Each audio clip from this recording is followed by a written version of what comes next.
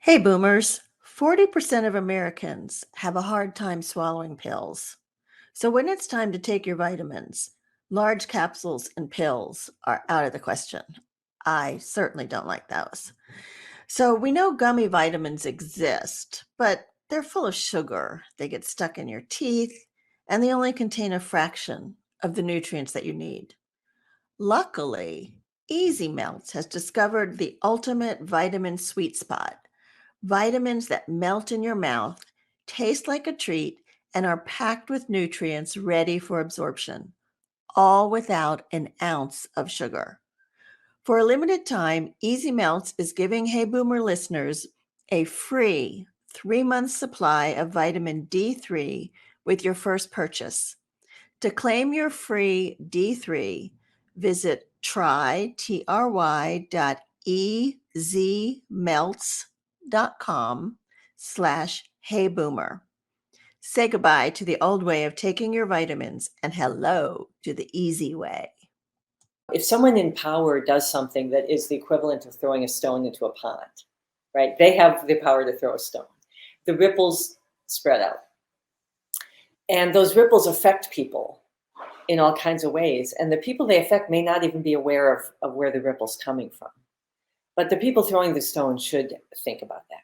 You know, they really need to be accountable.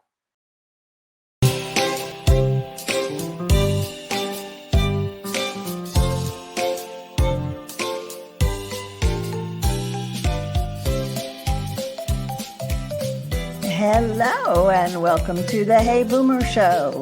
My name is Wendy Green and I am your host for Hey Boomer. And this is the show for those of us who believe we are never too old to set another goal or dream a new dream. I also want to wish you happy Juneteenth. It is a new federal holiday, started about 2 years ago now, I guess. And it celebrates the emancipation of slavery. And really in Texas, they did not find out that slaves had been freed for almost 2 years after the war ended because of travel time, I guess. But anyway, happy Juneteenth. We are celebrating that today. So I have a question for you. Do you think a sculptor can become an accomplished writer? Or a writer could become an accomplished painter? Is creativity something that we're born with? Or do you think it's something that we can nurture and develop as we grow and age and mature? And while you're pondering that, let me ask you another question.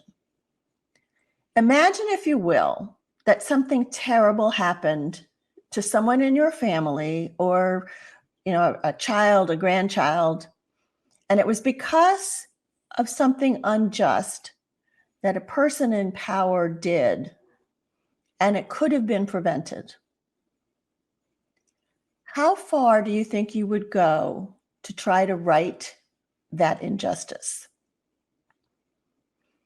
How far would you go to correct that wrong? It's a tough question. And the book we're going to talk about, You Should Have Known, by Rebecca Keller, addresses this dilemma. This is Rebecca's first published novel after spending most of her adult life as a visual artist and a sculptor and a teacher. So our conversation will focus on reinvention and creativity, and then the justice, revenge, and complicity addressed in her book. But before I bring her on, I have just a few announcements for you. Lots of people are traveling again now that the world has opened up after COVID. And my preferred way to travel is with Road Scholar. They're the not-for-profit leader in educational travel for boomers and beyond, and for grandparents and their grandchildren. And Road Scholar has tours to all 50 states and more than 100 countries. Take a look at all that they have to offer by going to road, wendy.org/heyboomer. And be sure to include the /heyboomer so they know you heard about Rhodes Scholar from Hey Boomer. I also want to tell you about my newest affiliate sponsor. It's called Annie's Kit Club, and it delivers creativity right to your mailbox. You will get a new shipment every month and all the supplies and instructions that you need to create something beautiful. Whether you like crocheting, quilting, knitting, or other crafts, Annie's has a club for you. And they even offer clubs that offer variety, which is what I have subscribed to. And just recently, I'm working on some coasters that are geometric designs, kind of fun. So no matter your age, your skill level, or your crafting interest, you can explore your favorite hobbies with convenient kits that are just right for you. Check out Annie's kitclubs with an S.com and use promo code BOOMER when you check out to get 50% off your first order. And one more thing. I want to encourage you to join the Boomer Banter tomorrow night. It's a monthly community gathering where we have fun, discuss topics of interest, and build connections. It's really about building community. So we meet at 6:30 on the third Tuesday of every month. So tomorrow night will be the third Tuesday in June, and our topic is travel. So if you'd like to try it out, drop me an email at wendy@heyboomer.biz, and I will send you the Zoom link. All right, done with announcements, and I am going to bring Rebecca on. Hello, Miss Rebecca. Hi, how are you? I am well. I'm so excited, really, to have you on the show today. I loved your book. I'm really glad to be here. So let me do just a brief bio of you. So Rebecca Keller is a writer, an internationally exhibited artist, a college professor, a Fulbright scholar, and recipient of awards from the National Endowment of the Arts. But once upon a time, she was a house cleaner, a shuttle driver, a waitress, a nursing home cook.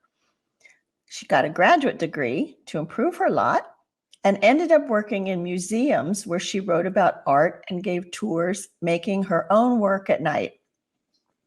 Then she had children. She began teaching at the School of the Art Institute of Chicago, and she did a TEDx talk. And then she began writing fiction. Quite a reinvention story, Rebecca. Yeah. Yeah. So what have you learned through all of those changes? Oh boy. That stubbornness helps. Are you stubborn? Yeah. That that kind of a willingness just to take a leap helps. That being willing to that energy helps. Being willing to work very hard at things. When you list the litany of jobs I had when I was in college and before college and after college, I'm thrilled to realize where I am now, because at that moment I really didn't have any kind of map or pathway or any idea of how I would get to where I am now, except kind of a vague notion that I really wanted to, a kind of a sense of the kind of life I wanted to have, which is driven by being able to spend time in creative expression. I knew I wanted to teach because I'm a really good teacher, and I knew that being in the classroom gives me a very deep kind of satisfaction. It forces me to learn. Sure. Yeah. It really does. There's nothing like teaching to make you have to be aware of what you know, what you don't know, and to force you to find language for it. Yeah. So it's a good question what I've learned. I do know that stubbornness is important, that imagining a future, even if you don't know how to get there, was very important to me. And having a kind of magpie brain where things that I see stick, shiny objects stick in my head. Shiny objects meaning like little bits of information or knowledge that fascinate me, but that also feed the imagination. So all of those things kind of help. I don't really know. I don't really know really how to answer that question because there's so many little things that all add up. So many things that you described, that you had a vision, but you weren't sure what the vision was really, where it was going to take you, but you didn't want to stop pursuing it. You were curious and brave, I think. I think curiosity is highly underrated, and uncertainty, a willing to venture into areas where you're uncertain, and a willingness to make mistakes. Were And there people that supported you? I mean, there had to be times that you were feeling, oh my gosh, this is too much. I can't do this, or had self-doubts, things like that. Were there people that were supporters of you as you went through all of this? Yeah, my family, certainly, my kids and my husband, friends. Also, I mentioned teaching before. Um, when you tell your students, give it a shot, try something, that reinforces your own, capacities, I think. And so I think that really teaching has been uh, fundamental because you can't tell your students to take risks. You can't say that all the time. You can't say, try it again, but do better this time, or you can, start over, but don't give up. You can't keep saying that and not have some of it stick in your own, in your own mentality. So I really do think that being privileged enough to teach young artists and young writers and people who want to explore making things and being creative has been really good for me as somebody who wants to make my own work. So you inspire yourself when you're inspiring them. Yeah, I mean, you want to hold yourself accountable, Right. and of course they want to know what you're working on, what you're thinking about. So it kind of forces I'm you grading your to papers. step up, Yeah. keep busy, get going. Right.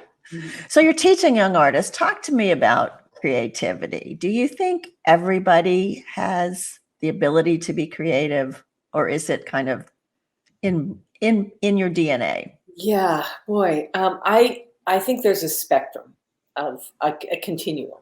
I think some people are, but I do think all of us have creativity that can be developed and trained. Um, but creativity itself is a kind of hard thing to define. I think in terms of like making things, like being an artist or being a writer or a musician, or that's also a particular avenue for creativity. So there's this thing called creativity, and then there's the way it's manifested or expressed. I do think that most of us have sort of creative, imaginative um, parts of us inherent, but many people have not had the opportunity to develop them. And then other people are really good at things, at manifesting things, like they're really good at drawing, or they can play by ear, they have perfect pitch, but their approach to making those things is not particularly creative. You know what I mean? So putting the two Yeah. together, a creative imagination and a craft or approach to getting it out into the world, those two things are I don't want to say they're rare, but they, I think, are many of us, many people, I think, uh, have not been able to connect those two things in their lives. Yeah. Or they want to and they didn't somehow in their career, and then maybe when they retire or maybe at a certain moment they think, yes, now is the time. Yeah, because I think when we're young, we get told in school, the grass is green, the sky is blue, and your sky is brown. And so that's not right. And so you start to think, well, I can't do it. But when I teach and talk about creativity, I also try to expand it outside of the art realm. Yeah, Like you can be creative in your cooking and creative in your gardens and creative in what you wear. And absolutely. Yeah, and that's what I mean by there's all kinds of avenues for creativity, and it's a way of thinking and being in the world, a way of being curious and imaginative. But the how it's manifested is very varied. And I think, as you say, a lot of people maybe start pursuing one thing, they end up pursuing something else, or they end up dropping it, but it finds other ways. It finds other leaks out in other ways. do you have certain imagination or creativity exercises you do with your students that would help them get past a block? I do. I do. Like for example, there's a number of things that often come up, I find, in teaching.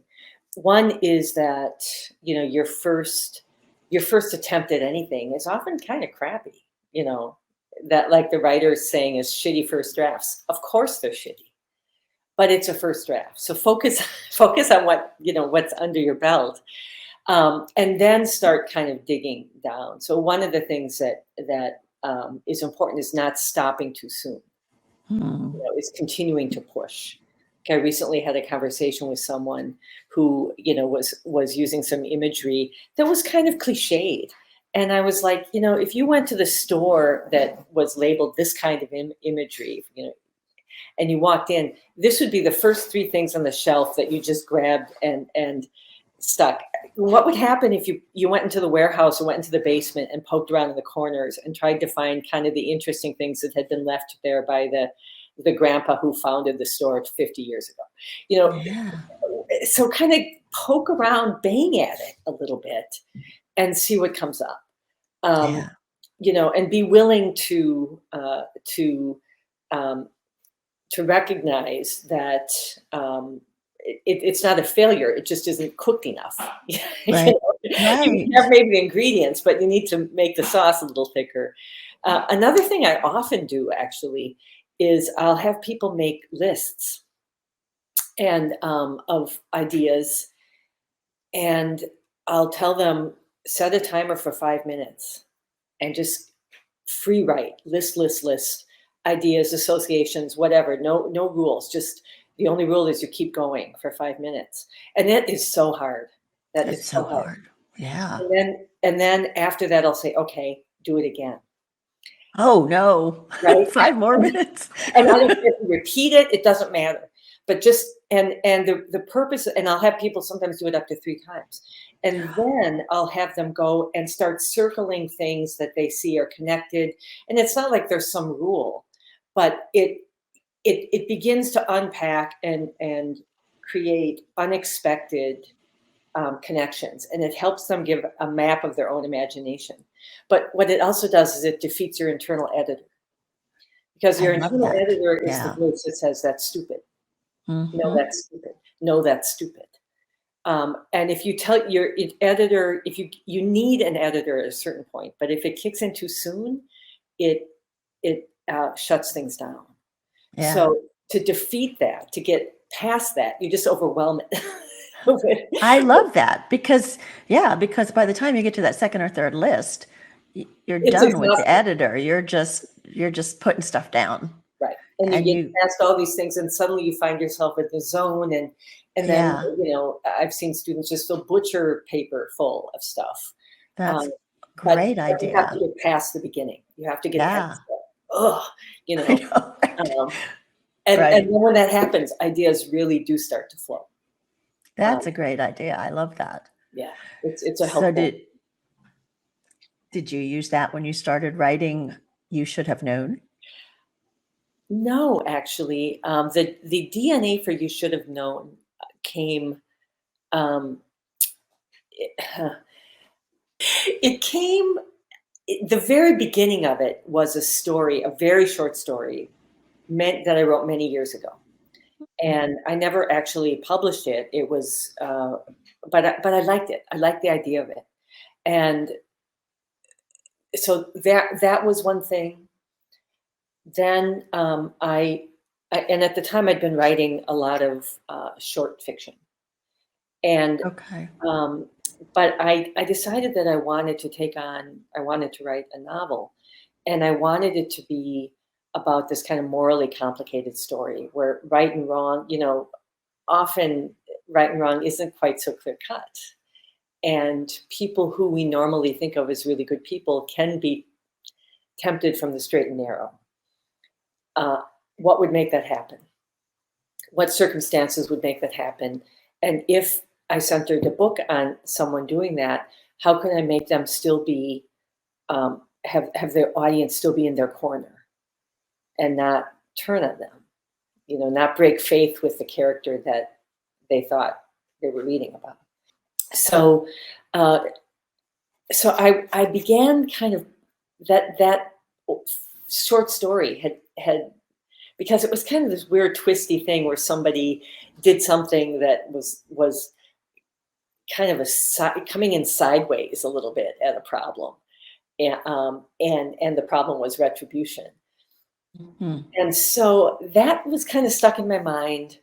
Uh, then another short story that I'd written had a few images in it that made me think, oh, yeah, that those two things mashed together gave me one of the mother-daughter dynamic, actually, Oh, okay. Uh-huh. eventually. They were the kind of beginning DNA.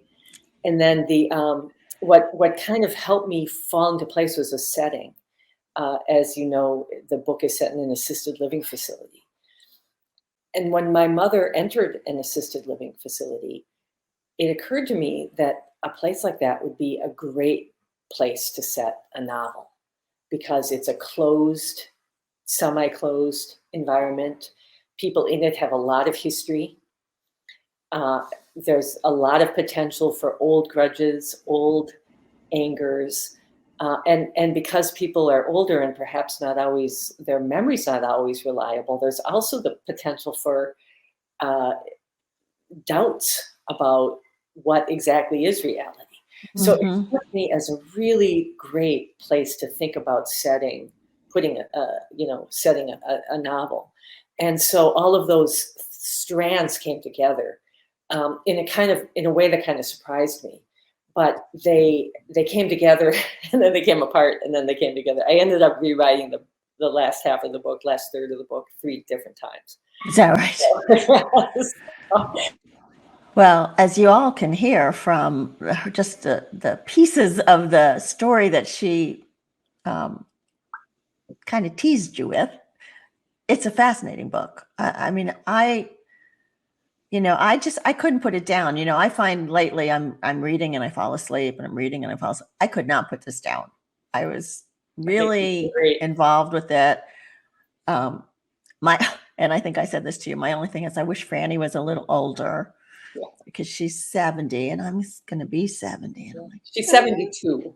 okay, she's 72. 72, yeah.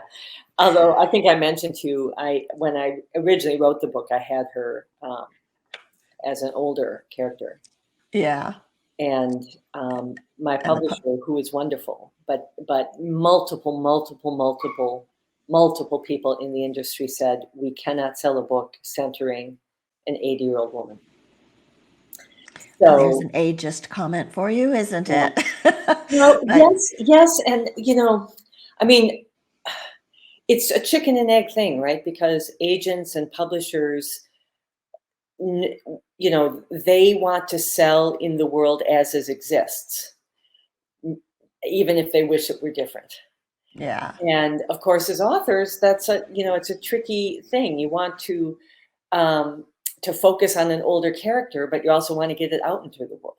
right, And so right. this was, a series of compromises the story, I had to make almost no other compromise about the story. Oh, that's But great. people did say, we believe in this book. We want this story to be out there. It is centering an older person, but we need them to be a little bit younger Yeah, to yeah.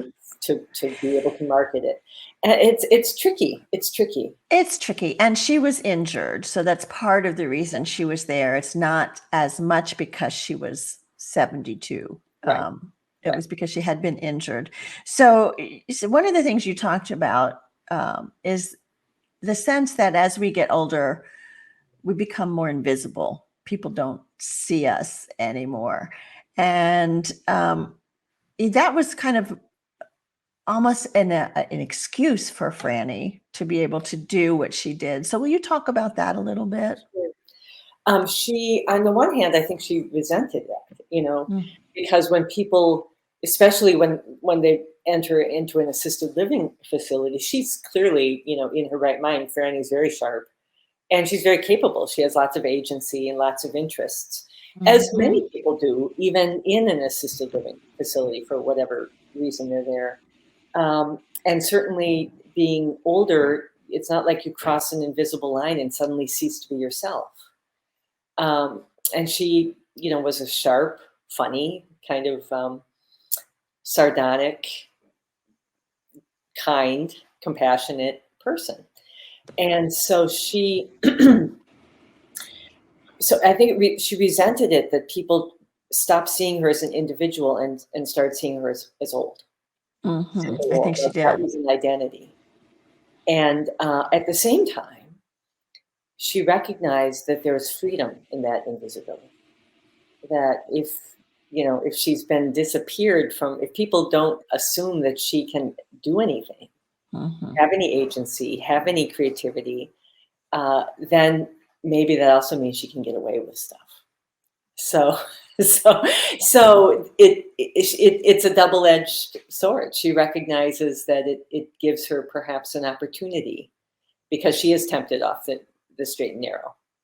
She is, and I don't want to give away the story, but something definitely happens there where she, and as I said in the intro, if imagine if something happened to someone in your family that could have been prevented by somebody doing the right thing instead of the wrong thing, how far would you go?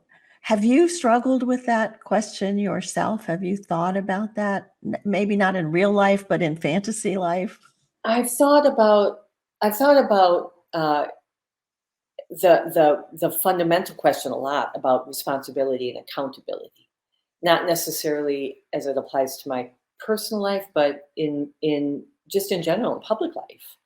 You know, if someone in power does something that is the equivalent of throwing a stone into a pond, right? They have the power to throw a stone.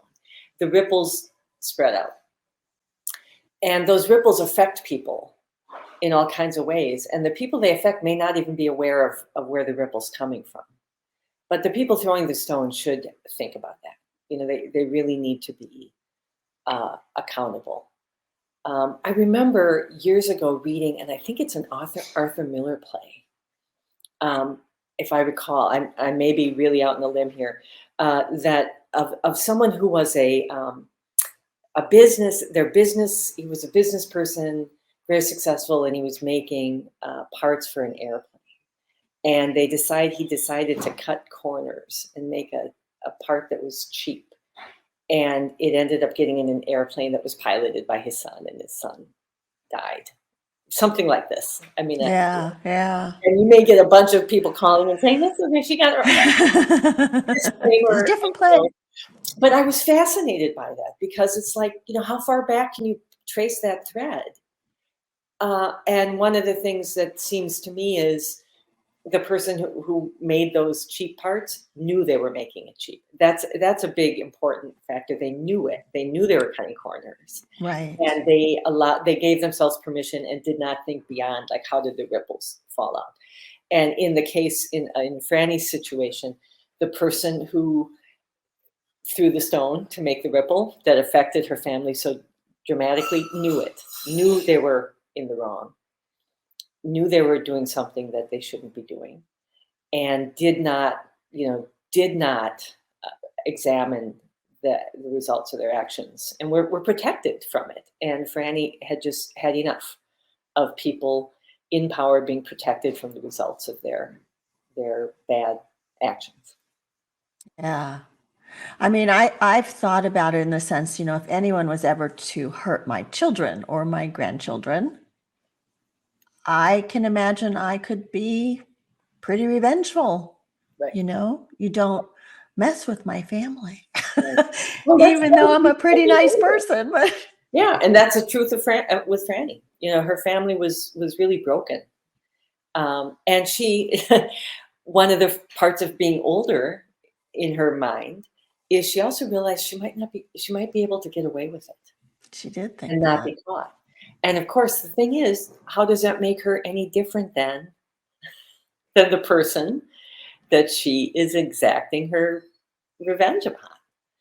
You know, so she has to grapple at a certain point with the fact that she has destroyed her own kind of sense of self, her own sense of herself as an upright person by Yeah. pursuing the revenge. So I just found it very juicy to think about accountability and responsibility and justice and complicity. I love that you use the word in the promo, because it's so true. Who is complicit in this?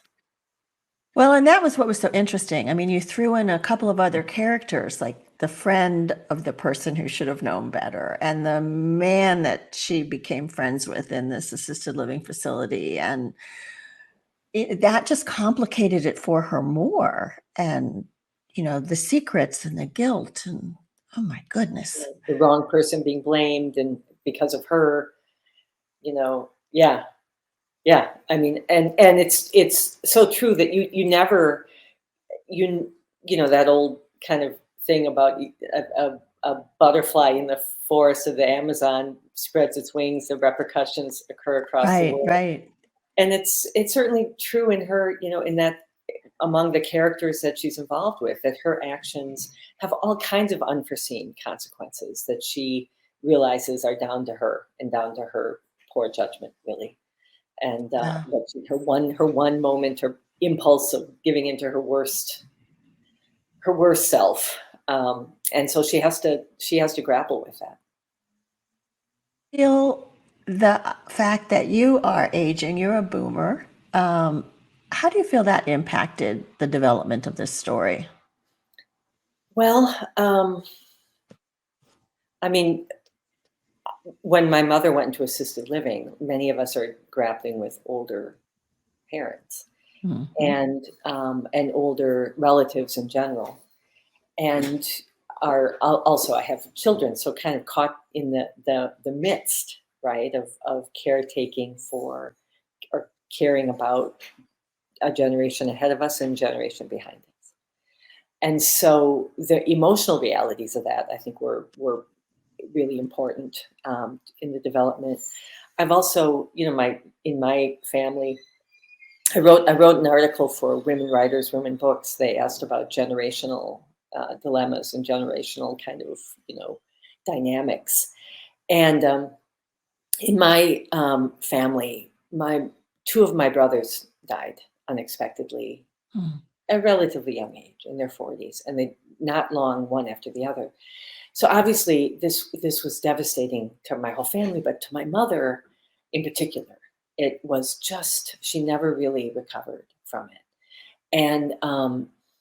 And so seeing how the grief impacted her physically and emotionally, seeing how family dynamics shift and change, and how they become, I think the emotional realities, more than any specific um, circumstance, but the emotional realities of that come with getting older, you know, and come with knowing people who are old enough and being old enough to have lived through some stuff, and to have, even if it isn't exact circumstantially the same, to have the emotional emotional residue of that, linger. And that's what fiction does. I mean, fiction takes the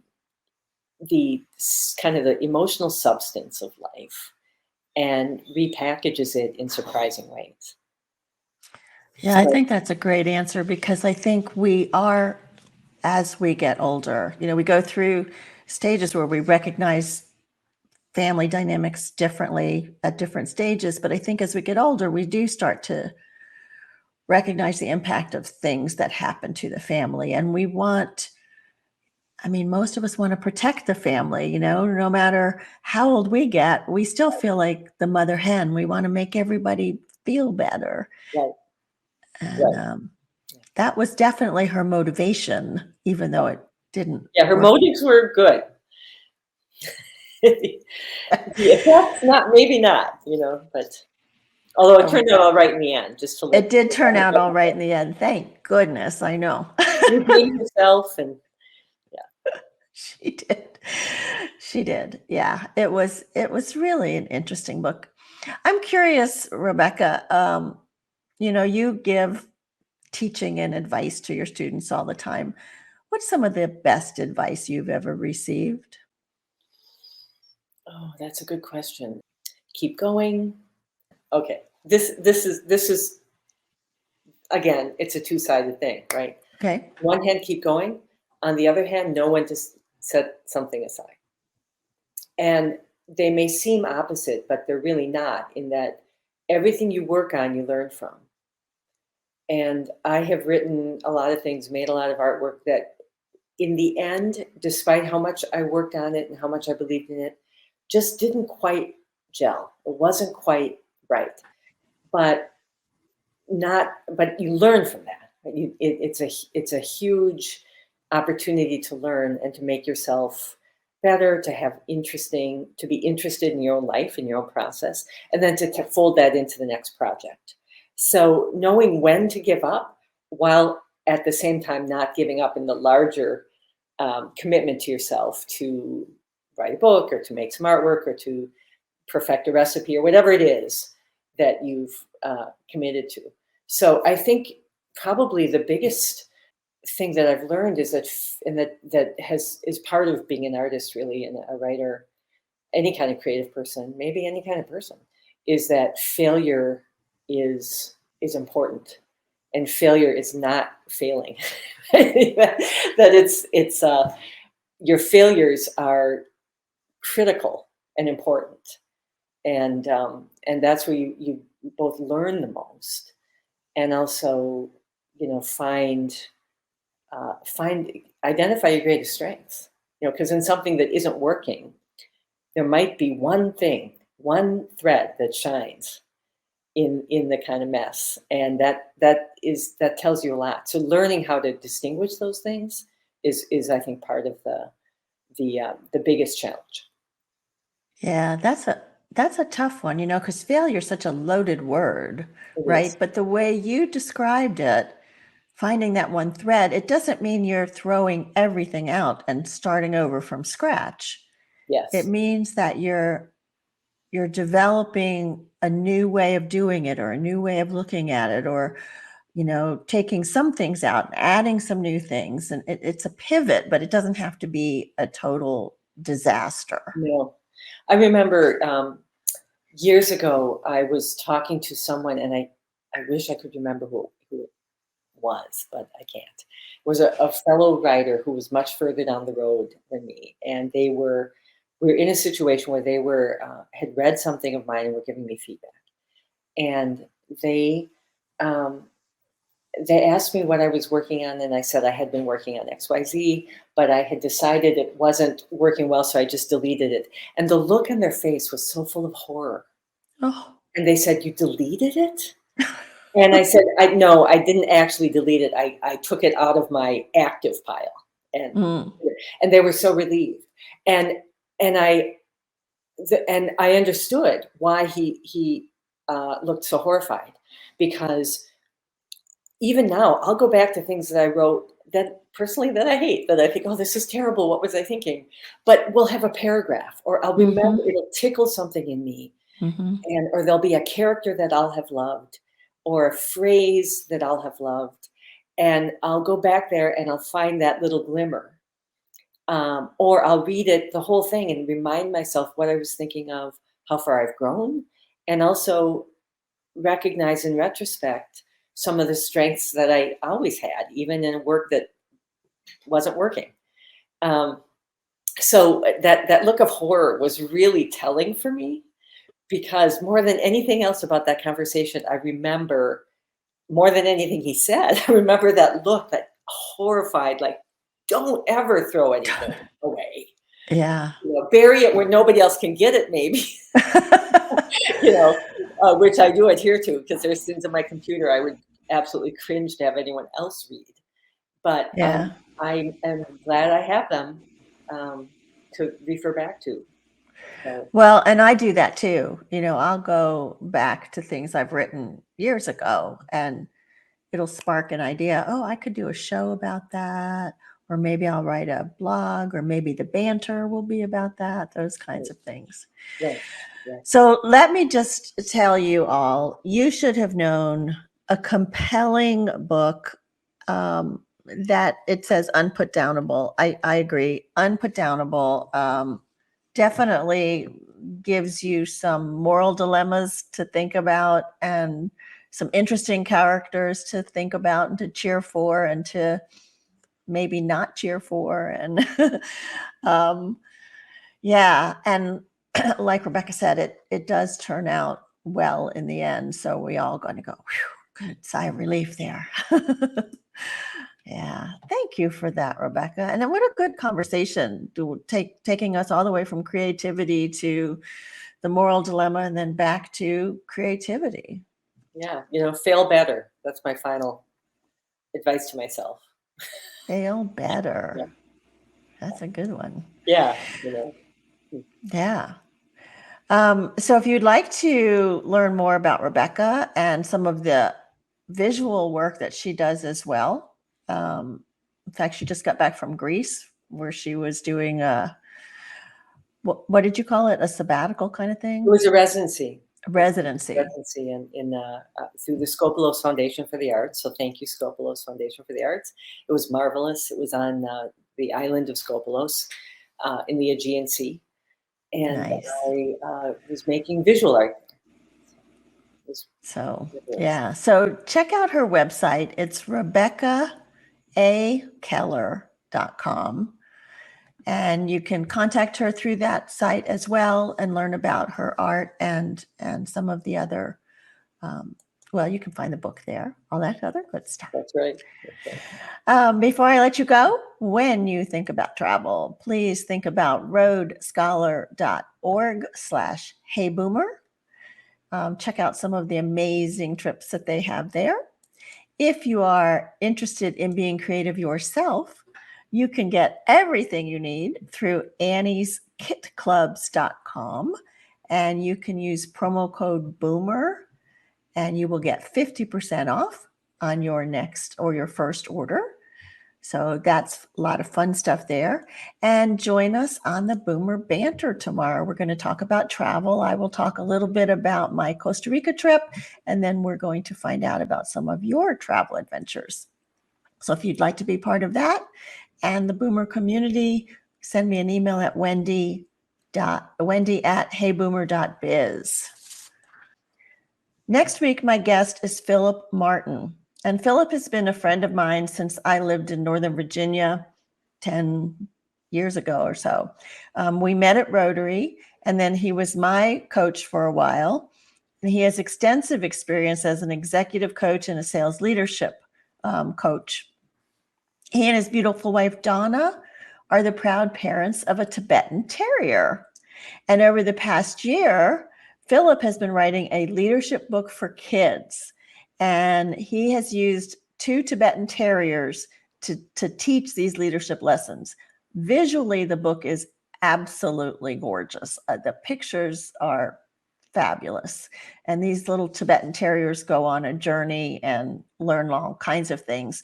And the lessons are written in a way that are easily accessible to young children. So Philip, another reinvention story from an executive coach and a sales leadership coach to now a children's book writer. So be sure and join us next week for that. And thank you, Rebecca, so much for your spending time with us today. Oh, my pleasure. I really enjoyed it. Thank you for inviting me. Sure. And I like to leave you all with the belief that you can live with courage, live with relevance, and live with curiosity. And remember that you are never too old to set another goal or dream a new dream. Hear, hear. My name is Wendy Green, and this has been Hey Boomer. Hey Boomers, 40% of Americans have a hard time swallowing pills. So when it's time to take your vitamins, large capsules and pills are out of the question. I certainly don't like those. So we know gummy vitamins exist, but they're full of sugar. They get stuck in your teeth, and they only contain a fraction of the nutrients that you need. Luckily, Easy Melts has discovered the ultimate vitamin sweet spot. Vitamins that melt in your mouth, taste like a treat, and are packed with nutrients ready for absorption, all without an ounce of sugar. For a limited time, Easy Melts is giving Hey Boomer listeners a free 3-month supply of vitamin D3 with your first purchase. To claim your free D3, visit try.easymelts.com/heyboomer. Say goodbye to the old way of taking your vitamins and hello to the easy way.